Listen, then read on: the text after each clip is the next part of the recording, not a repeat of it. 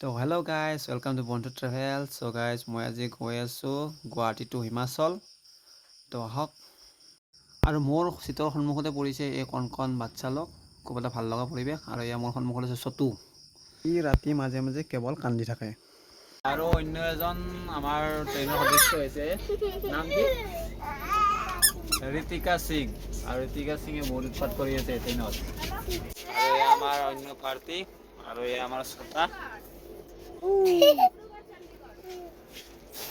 খুব এটা সুন্দৰ পৰিৱেশ। আৰু মোৰ চাৰিওফালে কেৱল বাচ্চা। আৰু মোৰ এই গোটেই গুৱাহাটী টু হিমাচল এই যাত্ৰাটোত 2 ৰাতি সম্পূৰ্ণ লাগিব।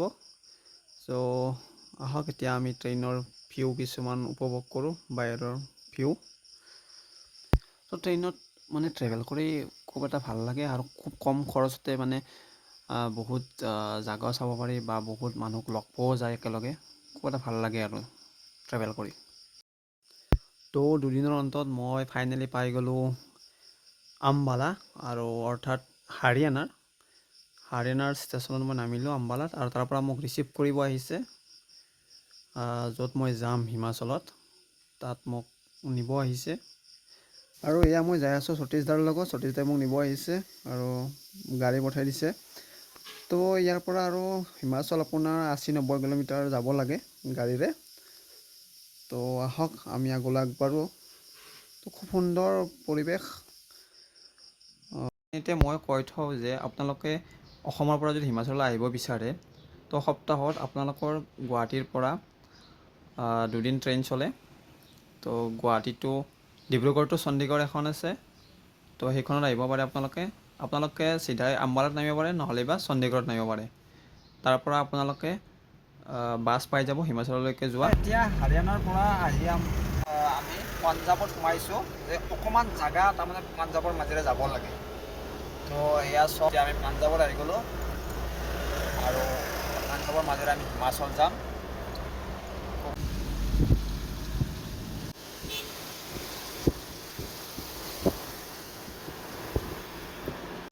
আৰু এয়া হাৰিয়ানাৰ আমি মাজত সোমাই গ'লোঁ, আৰু ইয়াৰ পিছতে আমাৰ হিমাচল আহি যাব। খুব সুন্দৰ।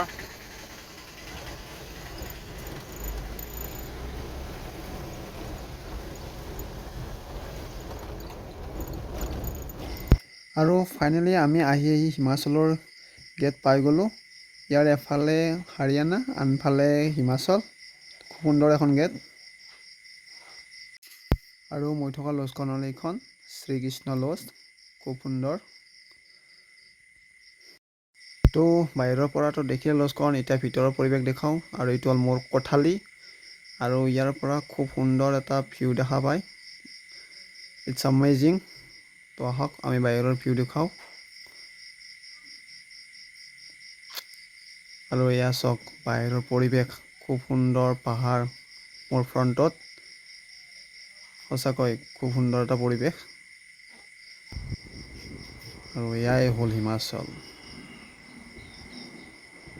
তো নতুন ঠাই, অলপ খোজকাঢ়িছোঁ, আৰু এয়া মই পাহাৰৰ মাজে মাজে প্ৰায় 3 কিলোমিটাৰমান জেগা মৰ্ণিং ৱাক কৰিব আহিছোঁ।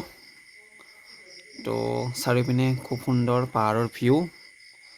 আৰু এয়া মই ৰাতিপুৱাৰ ভাগতে ওলাই আহিছোঁ। খুব সুন্দৰ পৰিৱেশ। তো সঁচাকৈ খুব ভাল লগা পৰিৱেশ। তো যিপিনে যাওঁ চাৰিওপিনে কেৱল পাহাৰ, আৰু ইয়াৰ গাঁৱলীয়া পৰিৱেশটো খুব নিৰনিস্তব্ধ। আৰু ৰাতিপুৱা ভাগততো মানুহ দেখিবলৈ পোৱা নাযায়। কাৰণটো হ'ল যে ইয়াৰ মানুহবোৰ কৰ্মমুখী, ৰাতিপুৱাৰ ভাগতে ওলাই যায়। আৰু ইয়াত বহুত কোম্পেনী আছে হিমাচলত, তো নিজৰ নিজৰ কামত সকলোৱে ব্যস্ত। তো মই আপোনাৰ এনেকৈ পাহাৰৰ মাজে মাজে এঠাইলৈ গৈ আছোঁ, য'ত আপোনালোকৰ মানে খুব সুন্দৰ খেতিপথাৰ আছে এই পাহাৰৰ মাজতে। তো তেনেকুৱা এটা ঠাইলৈ মই গৈ আছোঁ। তো আহকচোন আমি আগলৈ আগবাঢ়োঁ। আৰু মই দেখিবলৈ পাইছোঁ যে ইয়াত মানুহৰ জনবসতি ঘনত্ব খুবেই কম। হোৱাৰ কাৰণটো হ'ল যে ইয়াৰ আপোনাৰ 90% পাহাৰীয়া ঠাই, মানে ইয়াৰ সমতল ভূমি খুব কম। আৰু আপোনালোকে দেখা পাইছে পাহাৰৰ ওপৰতো কিছুমান সমতল ঠাই আছে, আৰু য'ত ইয়াত মানুহসকলে গাঁও পাতি এনেকৈ বসবাস কৰি আছে। আৰু চাওক, এয়া খুব সুন্দৰ খেতিপথাৰ আমি পাই গ'লোঁ।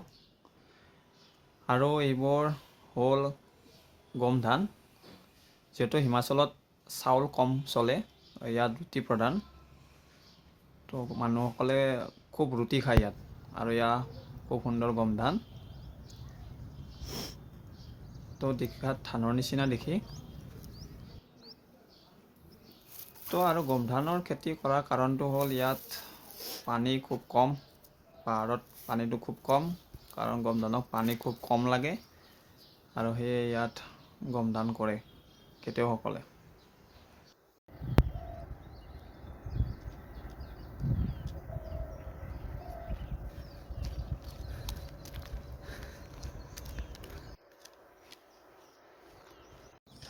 আৰু চাৰিপিনে ভিউ চাওক না, কি সুন্দৰ ভিউ, খুব সুন্দৰ পৰিৱেশ সঁচাকৈ।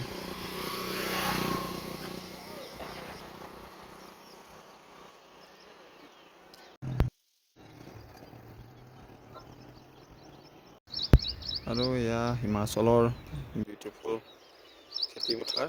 ইয়াত আপোনাৰ গমৰ খেতি কৰা হয়। তো খুব এটা ভাল লগা দৃশ্য। তো সেউজীয়াটো কি খেতি মই নাজানো, এইটো কিবা শাক হ'ব নিশ্চয়। খুব সুন্দৰ পৰিৱেশ। এইবোৰ খুব সুন্দৰ সুন্দৰ ফুল।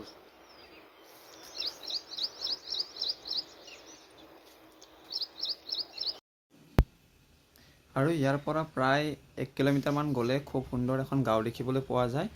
আৰু তাতো এনেকৈ গম ধানৰ খেতি কৰা হৈছে। আৰু ইয়াৰ যিটো পৰিৱেশ খুব শান্তিপ্ৰিয়, নিৰল নিস্তব্ধ পৰিৱেশ। আৰু ইয়াৰ মানুহৰ ঘনত্ব খুব কম। সঁচাকৈ ইয়াৰ প্ৰাকৃতিক পৰিৱেশে মোক মনোমুগ্ধ কৰিছে।